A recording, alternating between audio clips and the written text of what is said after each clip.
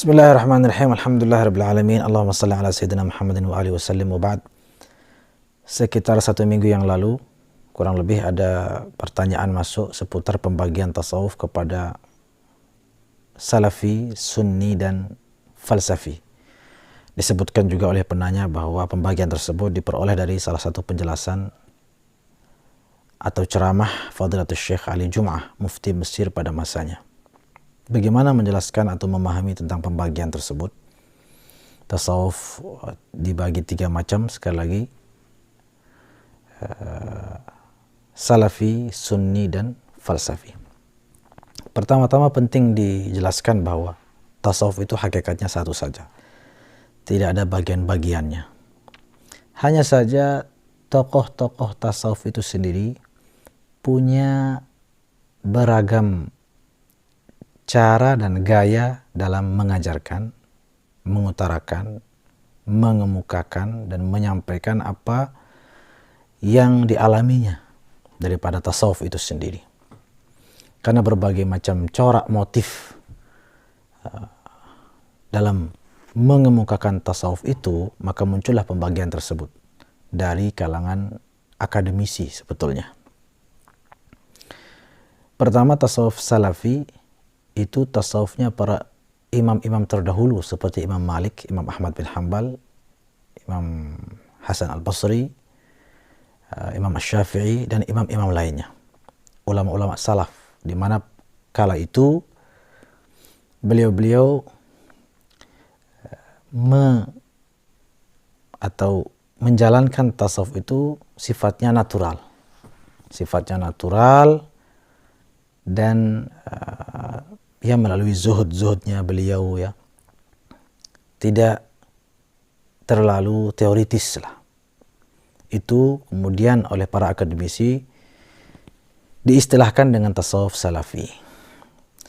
Setelah muncul tasawuf sunni, di mana pada fase itu tasawuf mengalami pengembangan dalam pendidikannya, dalam metodologi pengajarannya, dan seterusnya, maka muncul istilah tasawuf sunni yang dipelopori oleh Imam Al-Ghazali, kemudian dilanjutkan oleh para wali-wali lainnya seperti Syekh Abdul Qadir Jilani, Syekh Muhammad Bahauddin Naqsyabandi, Syekh Abdul Hasan Asy-Syadzili, Syekh Ibrahim Ad-Dusuqi, dan lain-lain.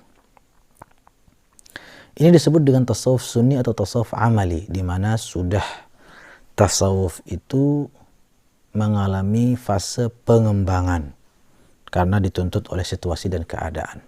Beda halnya dengan tasawuf salafi, itu sifatnya lebih ke natural, alami, ya, zuhud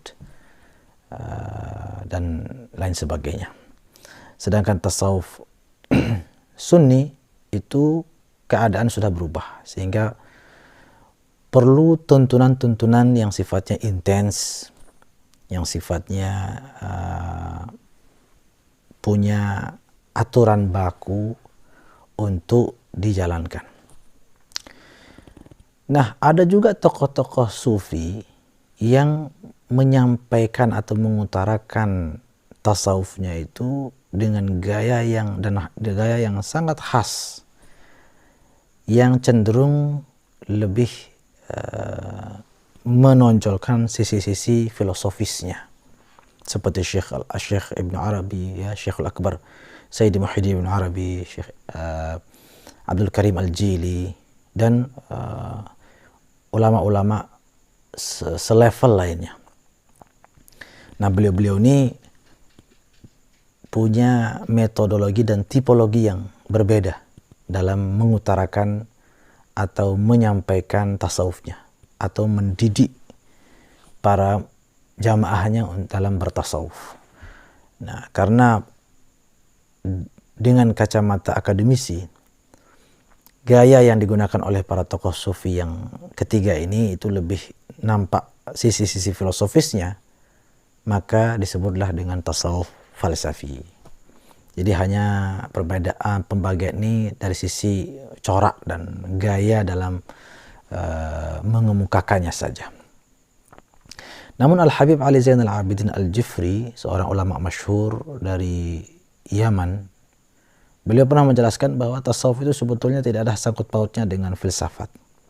Ya, itu hanya penangkapan atau asumsi para akademisi saja. Sebetulnya tasawuf itu bukan filsafat, tasawuf itu adalah rasa, di mana seorang sufi itu mengalami penyingkapan-penyingkapan, mengalami ekstase-ekstase spiritual, yang kemudian beliau-beliau, tokoh-tokoh sufi tersebut memiliki kemampuan dalam menyampaikan apa yang beliau-beliau rasakan.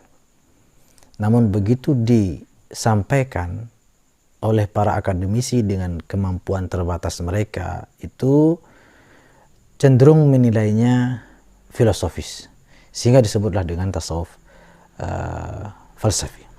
Hakikatnya semua para sufi ini hampir sama mengalami hal yang sama. Ya, hampir semua mengalami hal yang sama.